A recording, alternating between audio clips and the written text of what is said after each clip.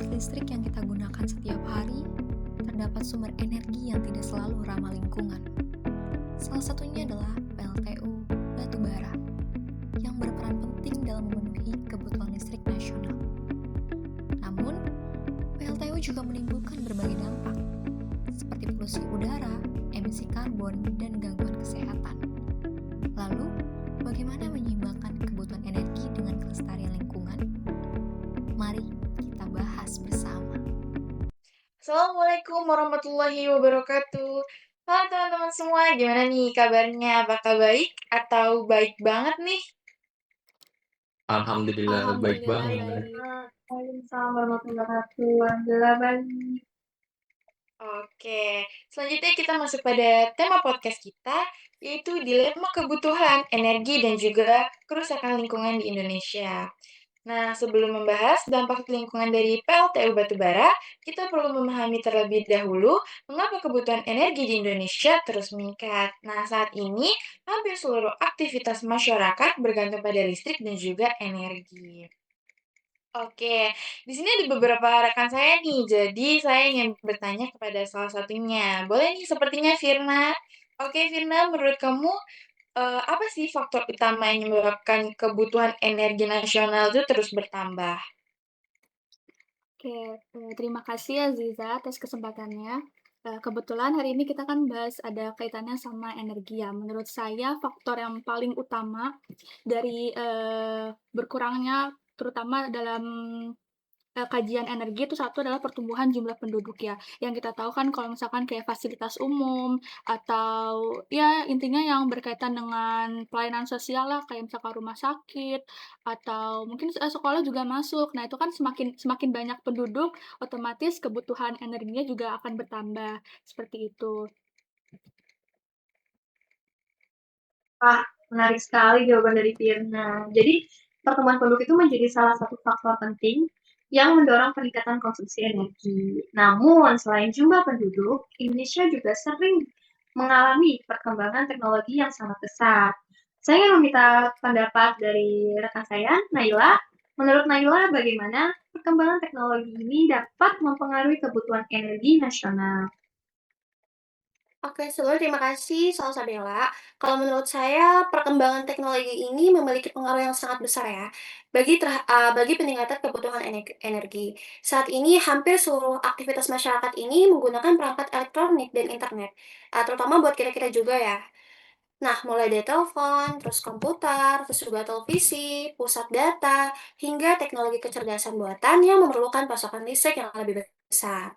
Nah, semakin maju suatu negara dalam bidang teknologi, maka konsumsi energinya bisa juga semakin tinggi karena banyak aktivitas yang bergantung pada listrik. Kayak udah ada di zaman sekarang ya, mungkin banyak banget dari kita-kita di era modern ini banyak banget menggunakan teknologi dan juga teknologi yang lain seperti handphone, televisi, ataupun dan lainnya. Sehingga pasokan di negara itu, pasokan listriknya itu semakin besar. Oke, berarti bukan hanya jumlah penduduknya aja nih ya yang bertambah, tapi gaya hidup masyarakat juga semakin bergantung sama teknologi. Nah, selanjutnya saya juga ingin bertanya nih pada salah satu rekan saya, yaitu Alfat. Nah, menurut Alfat sendiri, bagaimana sih hubungan antara pembangunan ekonomi dengan kebutuhan energi? Jadi kedua hubungan ini saling memiliki hubungan yang sangat erat dengan kebutuhan kebutuhan energi. Ketika sektor industri berkembang, jumlah pabrik bertambah, aktivitas perdagangan meningkat, dan transportasi semakin ramai, maka kebutuhan energi juga akan meningkat. Energi menjadi penggerak utama berbagai kegiatan ekonomi. Jadi itu banyak ahli yang menganggap energi sebagai salah satu fondasi penting dalam pembangunan nasional dan pertumbuhan ekonomi di suatu negara. Oke, terima kasih atas penjelasannya. Jadi dapat disimpulkan bahwa meningkatnya kebutuhan energi Indonesia ini dipengaruhi oleh beberapa, yaitu pertumbuhan penduduk, perkembangan teknologi, serta pembangunan ekonomi dan industri ya. Betul banget tuh, Salsa. Nah, Nah, setelah mengetahui mengapa kebutuhan energi ini terus meningkat, muncul nih sebuah pertanyaan yang cukup menarik. Di Indonesia ini memiliki berbagai sumber energi yang dapat dimanfaatkan. Namun, kenapa hingga saat ini Indonesia tuh masih sangat bergantung pada PLTU batubara sebagai sumber utama pembangkit listrik nasional? Itu tuh yang jadi pertanyaannya. Nah, pertanyaan tersebut akan menjadi pembahasan kita pada sesi berikutnya. Oke, baik teman-teman. Sekarang kita masuk ke pertanyaan berikutnya. Kenapa sih Indonesia itu masih bergantung pada PLTU atau pembangkit listrik tenaga uap? Bisa kepada rekan-rekan untuk memberikan jawabannya. Oke, baik. Kalau menurut saya sendiri itu Indonesia masih bergantung pada PLTU karena Indonesia memiliki cadangan batu bara yang sangat melimpah. Batu bara menjadi sumber energi yang mudah diperoleh dan biaya produksinya relatif lebih murah dibandingkan beberapa sumber energi lainnya. Karena itulah pemerintah dan perusahaan listrik masih banyak memanfaatkan batu bara sebagai bahan bakar utama pembangkitan listrik. Oke, setelah dilihat dari jawaban, Esther tadi, menurut rekan-rekan lainnya, jadi faktor ketersediaan sumber daya alam itu menjadi suatu alasan utama nggak sih? Gimana menurut kalian? Oke, kalau menurut aku benar, dengan cadangan batubara yang besar, Indonesia tuh merasa lebih mudah untuk memenuhi kebutuhan energi dalam negeri tanpa harus terlalu bergantung pada impor bahan bakar dari negara lain. Selain itu, banyak pembangkit listrik di Indonesia yang memang sudah dari dulu tuh menggunakan teknologi PLTU sejak puluhan tahun yang lalu. Nah, infrastruktur peralatannya dan sistem distribusinya sudah tersedia dan terintegrasi dengan jaringan listrik nasional. Jadi jika langsung mengganti seluruh PLTU dengan energi terbarukan itu tentu akan membutuhkan biaya yang besar dan waktu yang sangat lama. Oke, untuk yang lainnya ada pendapat lain lagi?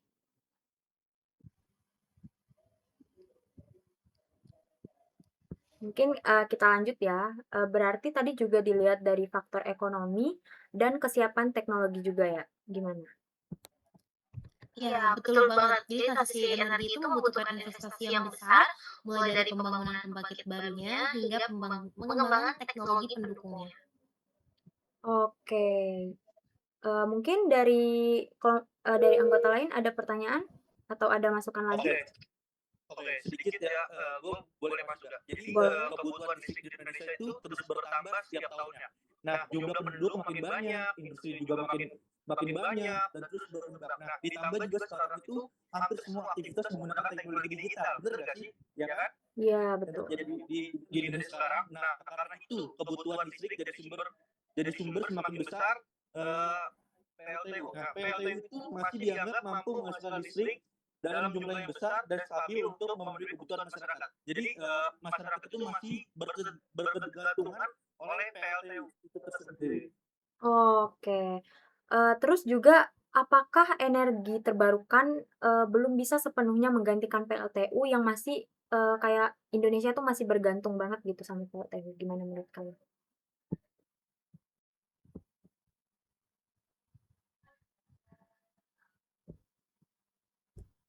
Oke, gue juga pengen nambahin lagi nih. Nah, jadi saat ini kan energi terbarukan memang punya banyak potensi ya. Nah, tetapi masih ada beberapa kendala, misalnya teknologi penyimpanan energi masih perlu dikembangkan dan beberapa sumber energi sangat bergantung pada kondisi alam. Nah, contohnya itu tenaga surya. Ya, tenaga surya kan kita tahu sendiri ya, membutuhkan sinar matahari. Nah, sedangkan tenaga angin bergantung pada kekuatan angin. Bener kan? Kayak gitu. Nah, sedangkan di Indonesia itu kan kita mempunyai iklim ya. Iklimnya itu ada iklim tropis. Nah, dua ya. Pertama itu hujan dan iklim panas. Jadi Indonesia itu sangat bergantungan dengan PLTU sendiri. Oke. Oke. Ada tambahan mungkin dari Siti Rohimah? Aku pengen nambahin ini, tapi kan penggunaan PLTU itu juga memiliki dampak negatifnya yang cukup besar. Kayak pembakaran batu bara menghasilkan emisi karbon dioksida yang dapat mempercepat perubahan iklim. Selain itu, PLTU juga dapat menyebabkan polusi udara yang berdampak pada kesehatan masyarakat dan pencemaran lingkungan di sekitar area pembangkit. Dari aku itu aja sih. Oke, berarti meskipun dia tuh memiliki banyak keunggulan atau manfaat, tapi, menimbulkan masalah juga ya bagi lingkungan di sekitar kita, gitu. Betul. Oke, kita lanjut ya, terus menurut kalian nih, berarti Indonesia tuh perlu nggak sih mulai lebih serius untuk mengembangkan energi alternatif yang selanjutnya? Oke, aku izin masuk buat nambahin nih. Jadi menurut aku itu betul Indonesia tuh sebenarnya punya potensi yang besar untuk energi yang terbarukan ini. Nah, seperti energi suryanya, tenaga air, tenaga angin, dan panas bumi. Nah, jika potensi tersebut dimanfaatkan secara maksimal, ketergantungan terhadap batu bara itu sebenarnya dapat berkurang. Nah, oke. Tuh, mungkin Boleh untuk Esther bisa teman-teman nambahin? Oke. Selain itu, penggunaan energi terbarukan juga dapat membantu mengurangi emisi karbon dan menjaga kelestarian lingkungan untuk generasi mendatang. oke. Boleh kepada satu orang lagi? Bisa? Boleh jadi kalau menurut saya ya dari pandang sudut saya sendiri, jadi peralihan ke energi yang lebih bersih tidak bisa hanya dilakukan oleh pemerintah saja, tetapi juga kita sebagai masyarakat harus juga bekerjasama dengan berbagai pihak. Nah, mulai dari pemerintahan, perusahaan, sampai masyarakat. Kita juga bisa ikut berkontribusi dengan cara sederhana. Contohnya itu kita seperti menghemat penggunaan listrik dan mendukung penggunaan energi yang lebih ramah lingkungan. Mungkin itu aja sih. Oke, mungkin dari aku itu aja, dari pembahasan kita semua itu tadi sangat menarik ya, kayak menambah wawasan kita juga. Jadi meskipun Indonesia ini masih, bergantung pada ketersediaan batu bara, biaya alternatif yang murah, terus juga adanya kebutuhan listrik yang tinggi, tapi kita tuh juga perlu mempersiapkan transisi menuju, energi yang lebih bersih dan berkelanjutan. Mungkin dari aku itu aja. Terima kasih kepada rekan-rekan semua yang sudah berpartisipasi. Semoga ke depannya Indonesia dapat semakin banyak memanfaatkan energi terbarukan sehingga kebutuhan listrik tetap terpenuhi tanpa mengorbankan kelestarian lingkungan. Terima kasih atas pendapat dan penjelasan dari rekan-rekan semua. Baik semuanya, perkenalkan nama saya Nadia Mustika dan rekan saya Yasmin Jilan yang pada kali ini berkesempatan menjadi moderator di sesi 3 dengan tema dampak lingkungan dan kesehatan akibat PLTU batubara. Pada sesi sebelumnya kita sudah membahas tentang kenapa sih Indonesia masih bergantung pada PLTU batubara untuk memenuhi kebutuhan energi nasional. Namun di balik perannya sebagai pemasok listrik utama, PLTU juga menimbulkan berbagai dampak yang menjadi perhatian masyarakat. Oleh karena itu, pada sesi kali ini kita akan membahas dampak lingkungan dan kesehatan yang ditimbulkan oleh PLTU batubara. Betul sekali. Ketika membicarakan PLTU, kita tidak hanya berbicara mengenai listrik dan pembangunan ekonomi, tetapi juga mengenai kualitas lingkungan hidup dan kesehatan masyarakat yang tinggal di sekitarnya. Untuk itu, saya ingin bertanya kepada Zaki, apa dampak lingkungan yang paling sering dikaitkan dengan operasional PLTU batubara? Oke, Yasmin, terima kasih. Ya, bagi saya, dampak yang paling sering dibahas adalah dalam polusi udara.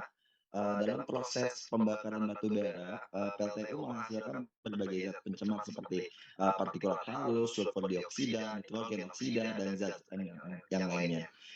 Zat-zat tersebut dapat mencemari udara dan menurunkan kualitas lingkungan di sekitar wilayah pembangkit, Yasmin.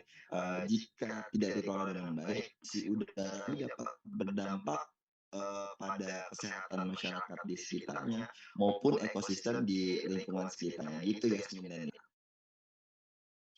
Oke, jadi artinya itu persoalan yang muncul bukan cuma dari lingkungan fisik juga, ya, tetapi juga dapat dirasakan oleh masyarakat itu sendiri ya.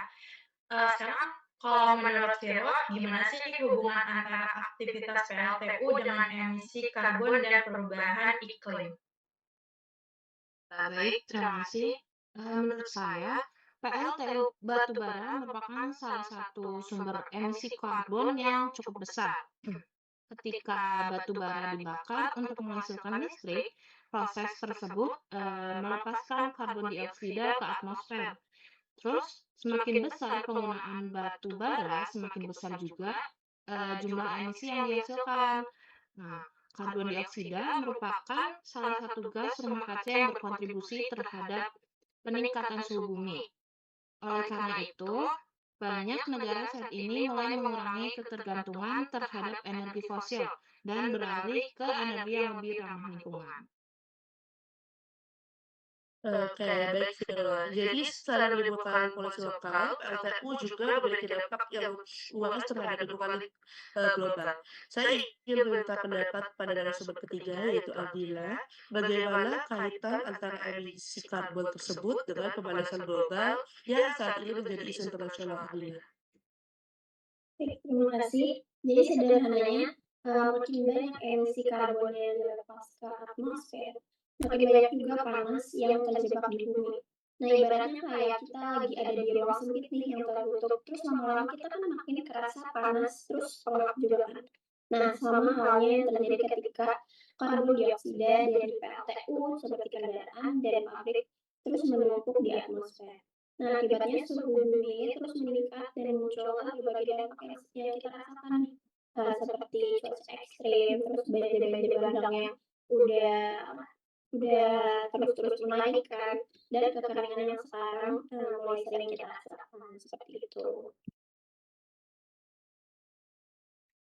Selain berdampak terhadap lingkungan, masyarakat yang tinggal di sekitar PLTU juga sering mengeluhkan gangguan kesehatan.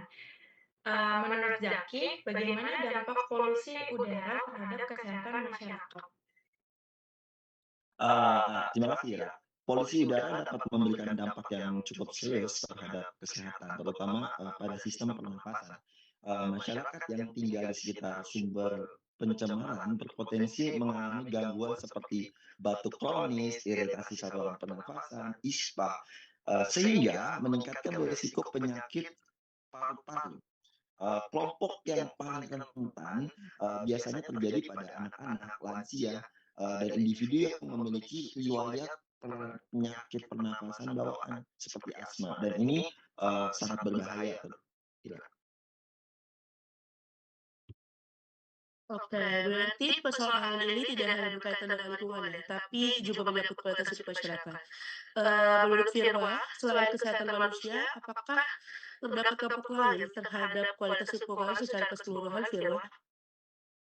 Ya, pastinya ada dong. Aktivitas PLTU ini dapat mengurangi kualitas lingkungan melalui pencemaran udara maupun limbah hasil pembakaran. Jika pengelolaannya tidak optimal, dampaknya dapat dirasakan oleh lingkungan sekitar, termasuk kualitas tanah dan air. Selain itu, keberadaan emisi yang terus-menerus juga dapat memengaruhi keseimbangan ekosistem dalam jangka panjang. Baik, dari pembahasan yang telah disampaikan dari ketiga narasumber kita dapat melihat bahwasannya PLTU batubara itu memang memiliki peran penting dalam memenuhi kebutuhan energi nasional. Namun di sisi lain terdapat berbagai konsekuensi yang perlu diperhatikan, mulai dari polusi udara, emisi karbon, pemanasan global, gangguan kesehatan masyarakat, hingga penurunan kualitas lingkungan. Nah, lalu muncul pertanyaan berikutnya, apakah Indonesia memiliki alternatif energi yang lebih ramah lingkungan? Dan bagaimana proses transisi energi dapat dilakukan tanpa mengganggu kebutuhan listrik masyarakat? Nah, untuk menjawab pertanyaan itu, kita harus masuk nih ke sesi berikutnya, Yasmin. Karena di sesi berikutnya itu akan membahas tentang solusi energi terbarukan dan transisi energi di Indonesia. Baik, terima kasih para narasumber yang terhormat. Kita bakal lanjut ke sesi selanjutnya. Terima kasih. Baik, selanjutnya kami akan membahas tentang solusi energi terbarukan dan transisi energi yang saat ini menjadi salah satu isu penting di Indonesia. Saya Felicia Natali dan saya Putriana. Kali ini kami bersama 3 narasumber, ada Syafira, ada Marta, dan juga ada Stefania.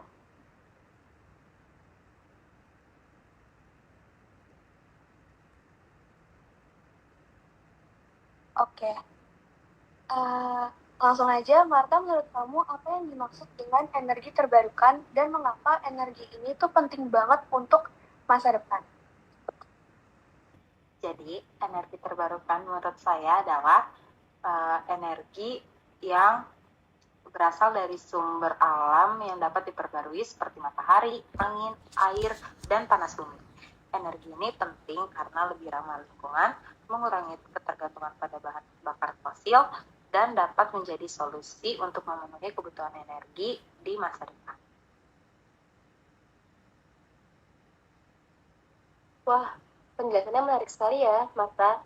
Sekarang saya tuh ingin bertanya kepada Syafira.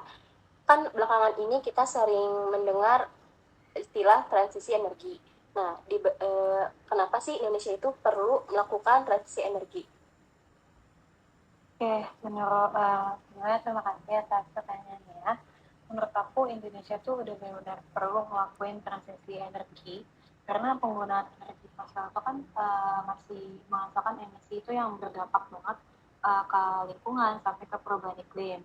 Selain itu sumber energi fosil itu kan juga jumlahnya terbatas ya.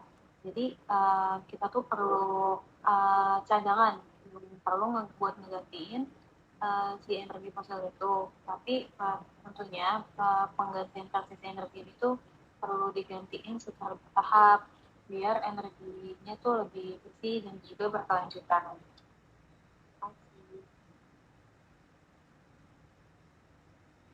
Baik, lalu Zeva, menurut kamu apa solusi yang dapat dilakukan untuk mempercepat penggunaan energi terbarukan di Indonesia? Oke, mungkin solusinya menurut saya diperlukan kerjasama antara pemerintah, masyarakat, dan generasi muda. Jadi pemerintah dapat mendukung melalui kebijakan ataupun pembangunan infrastruktur. Sementara masyarakatnya bisa mulai menghemat energi dan mendukung penggunaan energi bersih dalam kehidupan sehari-hari. Baik, dari obrolan kita hari ini dapat dilihat bahwa energi terbarukan bukan hanya soal teknologi, tetapi juga tentang bagaimana kita menjaga keberlanjutan lingkungan dan mempersiapkan kebutuhan energi di masa depan. Dan transisi energi itu perlu dilakukan secara bertahap dengan dukungan dari berbagai pihak supaya dapat berjalan dengan baik dan berkelanjutan.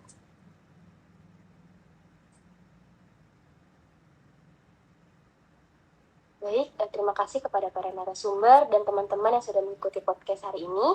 Semoga diskusi hari ini bermanfaat dan membuat kita semakin sadar akan pentingnya energi terbarukan untuk masa depan yang lebih baik. Sampai jumpa di kesempatan berikutnya.